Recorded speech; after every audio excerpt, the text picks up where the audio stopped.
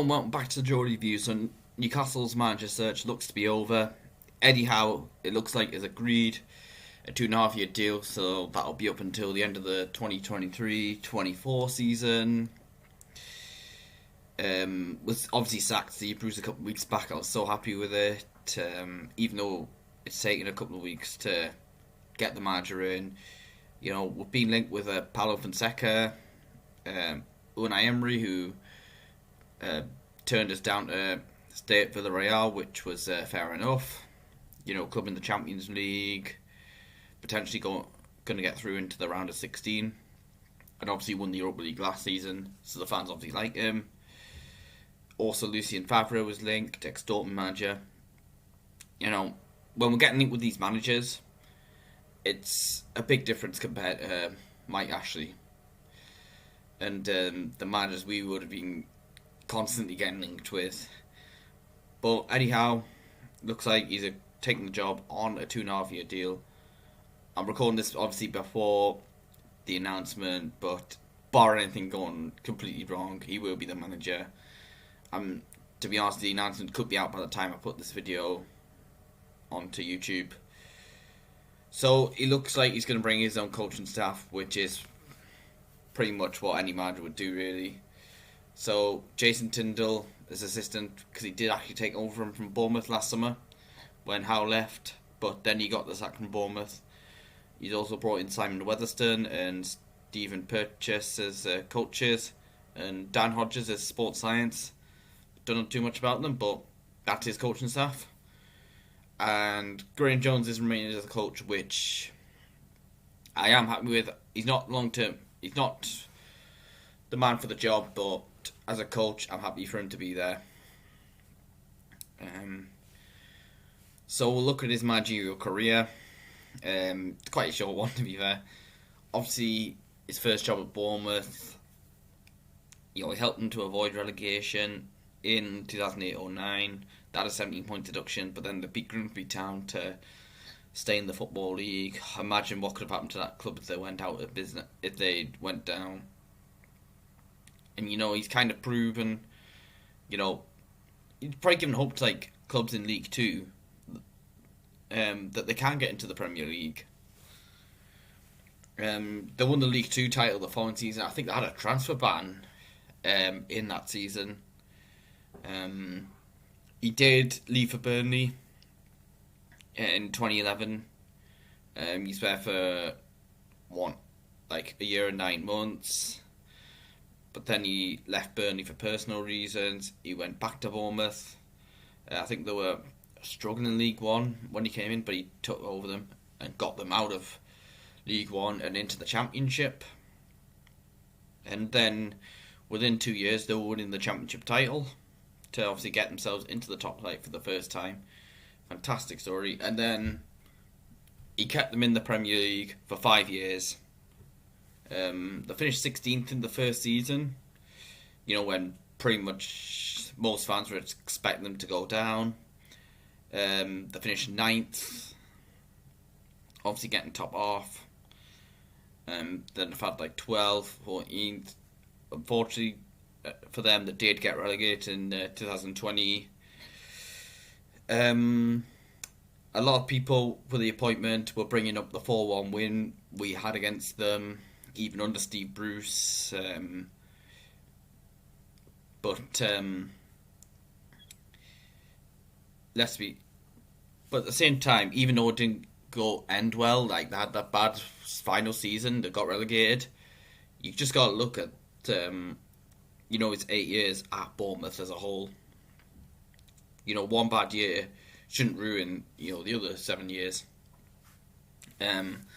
Also, kind of had a bit of a soft spot for Bournemouth and Eddie Howe because he put the final nail in Steve McLaren's coffin in 2016. The 1-3 on St James's Park. I was at that game. I believe Matt Ritchie got an assist for Bournemouth. And that turned out to be Steve McLaren's last game. And then we got Rafa Benitez in. Also, they got Sunderland to put the final nail in Sunderland's relegation coffin a year later when Josh King scored late on. since the relegation, he took a year out. I maybe just felt he needed that year out. It looked like he was going to get the Celtic job to replace Neil Lennon, but he turned it down. And now it looks like, I think he was linked with the Everton job in the summer before Rafa Benitez became their manager. But now it looks like he is our manager. I think Graham Jones will be in charge against Brighton. I think the club has said, though, he's going to take the press conference tomorrow. It might be that Jones takes charge of the Brighton game. It'll be a difficult game, but do you know what? The players might get a lift after this appointment from Eddie Howe. They might be unsettled by who's going to be managing us. And if that's the case, then that's sorted now. I think it'll be more of a case now of them playing for the futures, because you've got a good margin anyhow. Yes, we'll probably concede a lot of goals defensively, but at least we'll attack teams, which is more than what we were doing under Steve Bruce. And also worth noting that obviously he knows Callum Wilson, he knows Ryan Fraser. Obviously Wilson's been fantastic for us. Fraser been underwhelmed. He's had these fitness problems. I hope there's nothing between them, because the way Fraser left Bournemouth. Matt Ritchie's also another player that knows Eddie Howe, because he hasn't had a good start to the season playing as a left back when Jamal Lewis should be there. But John, I think even if with the Mark Hughes, you think, all right, we'll give the players a lift for a bit. But I think Eddie Howe can do a job for us for a few years. See where we are in 2.5 years' time, and see if we can take it forward from there. Because obviously it's harder to attract these good managers when we've only just had to take over. We're not re-established as a club that can attract big name managers.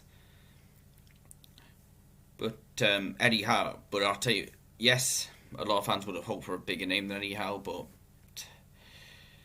if he offered us Mike Ashley out the club, these new owners in, and Eddie Howe is manager to replace Steve Bruce, you'd have taken that all day long, really. So welcome to Newcastle United, Eddie Howe, and the coaching staff that will be joining him, and good riddance to the rest of Steve Bruce's coaching staff, because I'm assuming that they will be leaving the club as well. Think now that but I think if he doesn't take charge of Brighton, he'll take charge of the Brentford game. I'm sure he'll get a good reception against Brentford. I'm a bit more confident now with the Brighton game. It will be a difficult game though. Brentford, I've got a good feeling we're going to win that one. We need to get points, and then hopefully get into the January, invest, and stay up and go from there.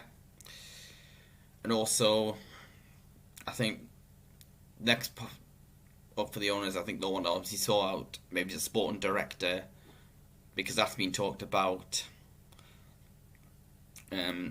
So obviously, hopefully, it'll help us with transfers.